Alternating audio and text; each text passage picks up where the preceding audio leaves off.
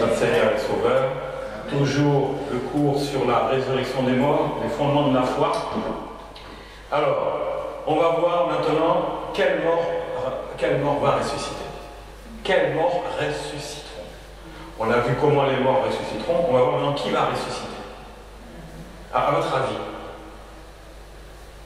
quelle mort va ressusciter?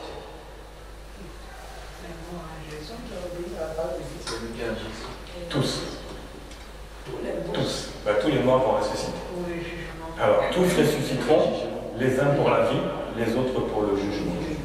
Mais dans cette partie où Jésus revient au son de la trompette, c'est pour ceux qui sont en Christ, pour chercher son Église. Donc, il y a deux parties. Quelles morts vont ressusciter? Tous, mais il y a un programme. Le premier temps, c'est pour tous ceux qui sont en Christ. Jésus dit, je viendrai chercher mon Église. En un clin d'œil, les morts ressusciteront. D'abord, ceux qui sont en Christ. Donc, quels morts vont ressusciter? En premier, ceux qui seront en Christ. Et après les 1000 ans, on va voir ça. La Bible dit pas qu'il y a un petit programme qui est fait quand même. Dieu a mis en place un programme. Donc, après, il y aura un règne de 1000 ans avec les saints, avec les fils de Dieu. Pendant 1000 ans, on a un repos peinard sur la terre. Après, boum, ça sera la fin des 1000 ans, c'est là qu'il y aura la résurrection de l'autre catégorie. Là. Eux aussi vont ressusciter. Donc voilà un peu le plan de Dieu. Et où la bête sera libérée pour un temps court. Et c'est là que les morts ressusciteront pour le lac de feu. Voilà. Alors, Jean 5, 28 plutôt.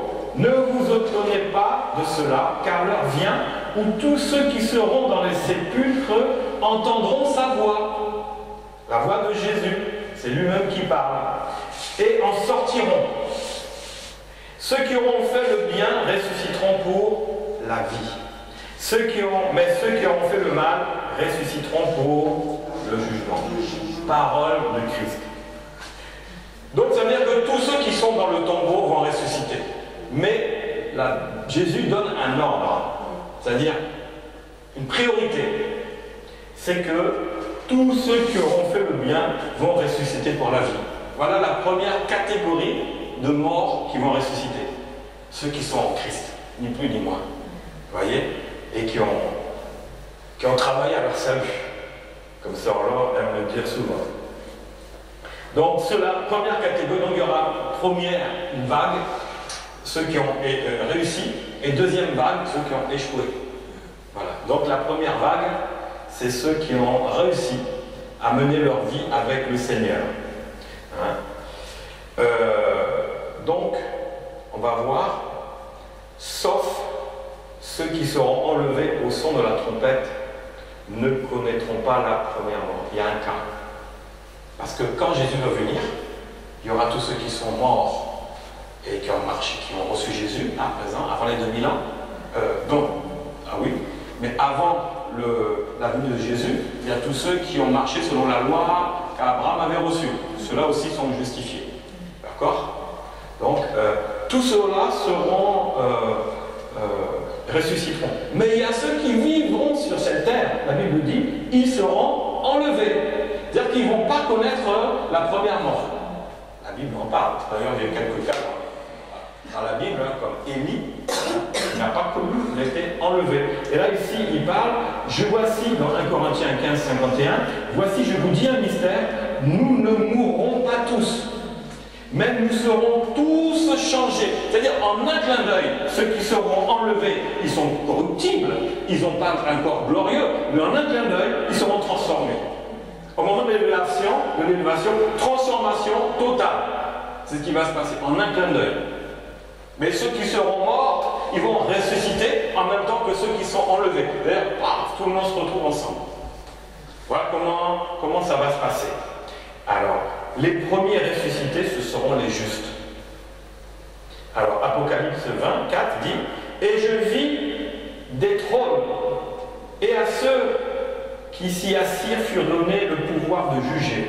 Et je vis les âmes de ceux qui avaient été décapités à cause du témoignage de Jésus et à cause de la parole de Dieu. Ça, c'était tous ceux qui étaient avant. Les apôtres, beaucoup ont été décapités. Jean le Baptiste, décapité, etc. Tout cela, ils voyaient leurs âmes. Et tous ceux qui n'avaient pas adoré la bête ni son image. Là, on parle de Daniel qui a refusé de marcher avec le diable et qui a gardé le Seigneur malgré toutes les provocations, même les flammes du feu, malgré la fosse au lion, tout ça, il a gardé Dieu dans sa vie. Et qui n'avaient pas reçu la marque sur leur front ou sur leur main. Il revint à la vie. Tout cela, il revient à la vie et ils régnèrent avec Christ pendant 1000 ans. Est-ce que c'est le paradis hein? Pendant 1000 ans, ils vont régner. Avec Christ, c'est le paradis. Les autres, alors ensuite, les autres morts ne revinrent point à la vie jusqu'à ce que les 1000 ans soient accomplis. C'est qui les autres morts qui ne reviennent pas à la vie jusqu'à ce que les 1000 ans soient accomplis? De qui on parle là? C'est le mort dans l'humilité. Oui. On l'a vu aussi. Je suis venu pour le peuple élu, mais voilà, le peuple élu a fini dans le feu. Israël, et beaucoup d'autres aussi. Beaucoup d'autres se retrouvent là. Les autres morts ne revinrent point à la vie jusqu'à ce que les 1000 ans soient accomplis. C'est-à-dire tous ceux qui sont dans le séjour des morts. C'est la première résurrection. Heureux et saints sont ceux qui ont part à la première résurrection. Donc ça veut dire s'il y a une première, c'est qu'il y a une deuxième. La première résurrection, c'est pour les saints. Dès que les 1000 ans commencent, résurrection.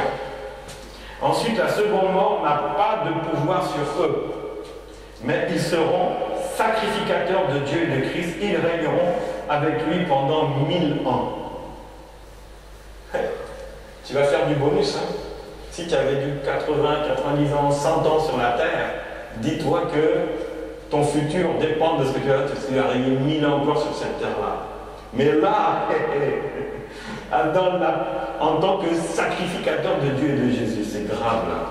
Là, ton grade, là, ça ne sera plus adjoint, même si tu as un poste de responsabilité ici sur cette terre-là. Après les 1000 ans sur cette terre-là, tu étais le chef. Tu es un sacrificateur de Dieu et de Christ. Et ils régneront avec lui pendant 1000 ans. Donc voilà, quels morts vont ressusciter? Les premiers morts qui vont ressusciter, c'est tous ceux qui sont en Christ. Réellement en Christ, qui marchent avec Christ. Pour 1000 ans.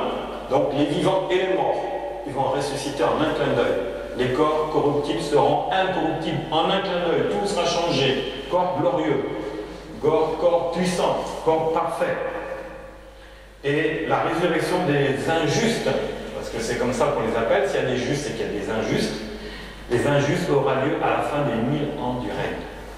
1000 ans, à la fin. C'est-à-dire qu'ils vont encore galérer beaucoup pour le jugement de Dieu, qui finiront dans le lac du feu éternel. C'est ce qu'on va voir après, le jugement éternel. Ça sera le cours suivant.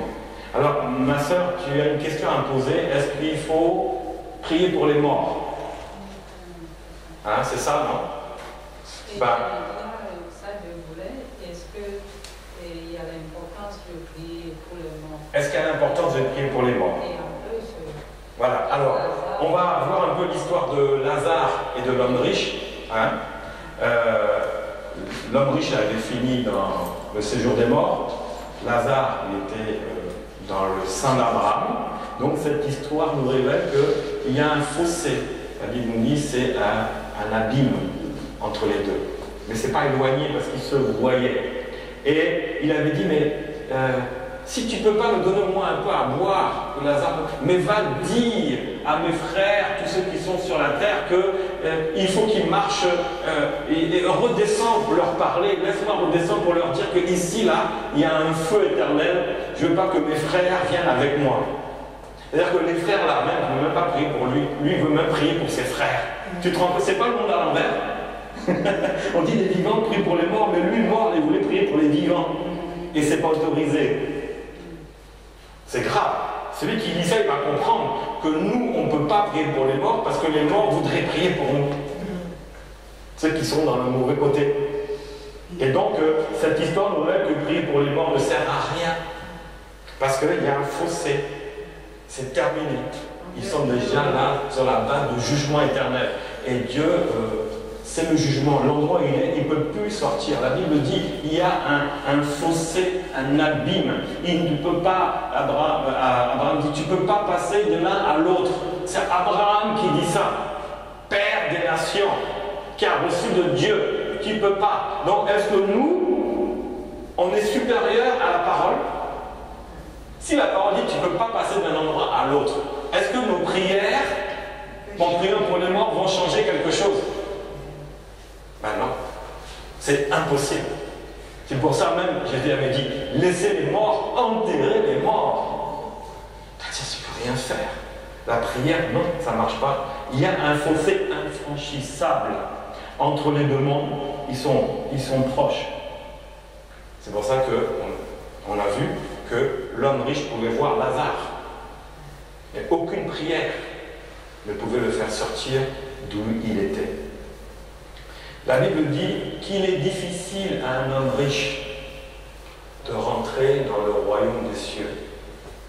Ça, on parlait de l'homme riche. Mais Jésus parle encore. Il est plus facile à quoi? À un dromadaire de rentrer dans la tête d'une épingle, le chat, une aiguille.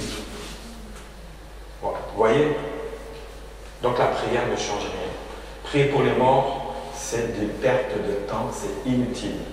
Ta prière ne peut pas influencer Dieu parce que le monde là-haut est comme ça. Et c'est comme ça, tu ne peux rien.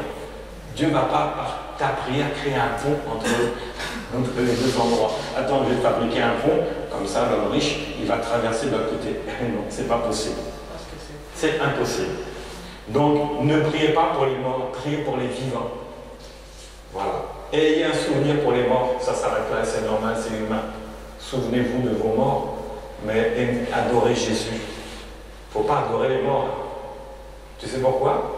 Parce que derrière, c'est l'esprit de mort qui va venir dans ta vie. Et là, il va t'amener dans la mort aussi.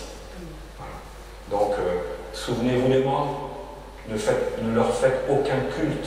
Le culte des morts, ce n'est pas biblique. L'histoire des Maccabéens, ce n'est pas biblique, c'est diabolique. Le livre des Maccabéens, c'est diabolique. C'est des livres apocryphes qui nous amènent à marcher avec l'esprit de mort au lieu de marcher avec l'esprit de vie qui est le Saint-Esprit. Vous voyez? Donc voilà.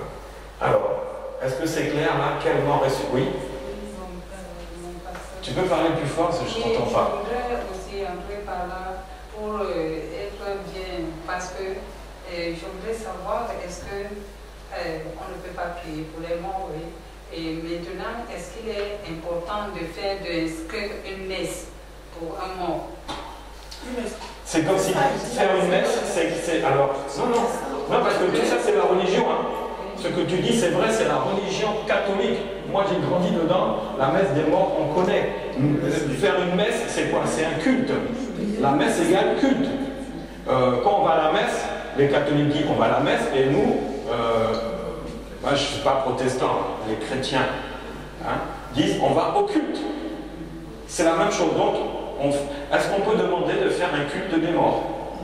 Ça revient à ce que l'Église catholique a mis sur tous les chrétiens.